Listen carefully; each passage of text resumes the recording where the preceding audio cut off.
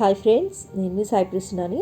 ఈరోజు మన ఛానల్లో మరొక ఇంట్రెస్టింగ్ మోరల్ స్టోరీ గురించి తెలుసుకుందామండి. స్టోరీ నేము కోతిపాట్లు.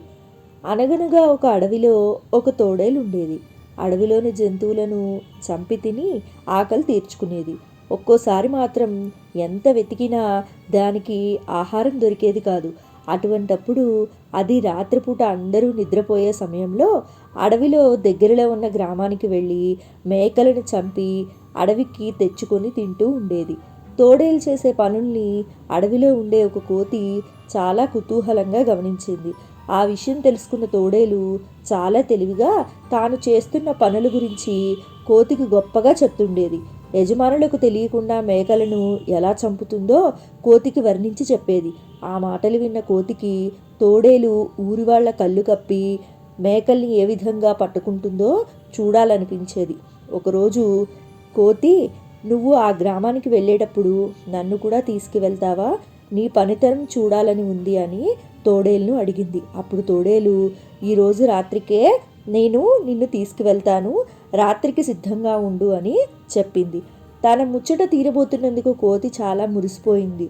తమ ఊరిలో అప్పుడప్పుడు మేకలు మాయం అవుతుండడం ఊరివారు గమనించారు. ఆ సంగతి ఏంటో తెలుసుకోవాలని కొందరు యువకులు మేకలను కాపలా కాయసాగారు.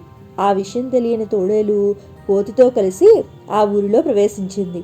మేకలను తినడానికి వాటి దగ్గరకు తోడేలు వెళ్ళటాన్ని ఆ యువకులు గమనించారు. మేకలు ఎలా మాయమవుతున్నాయో వారికి అర్థమైంది. వెంటనే తోడేలుపై కర్రలతో దాడి చేశారు. పక్కనే ఉన్న కోతిని కూడా కొట్టసాగారు. ఆ దెబ్బలకు తట్టుకోలేక కోతి, మీ మేకల్ని తినడానికి వచ్చింది తోడేలు, నేను కాదు కదా, నన్నెందుకు కొడుతున్నారు, వదిలేయండి అని అడిగింది.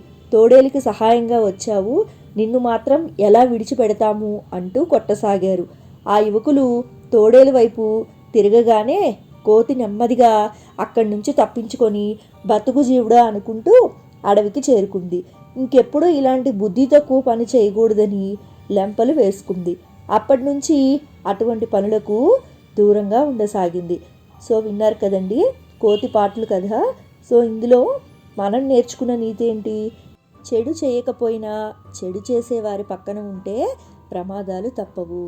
అంటే మనం ఎదుటి వాళ్ళకి చెడు చేయకపోయినా చెడు చేసే వాళ్ళ పక్కన ఉన్నా కూడా మనల్ని చెడుగా అర్థం చేసుకుంటారు, అలాగే మనల్ని చెడుగా భావిస్తారు.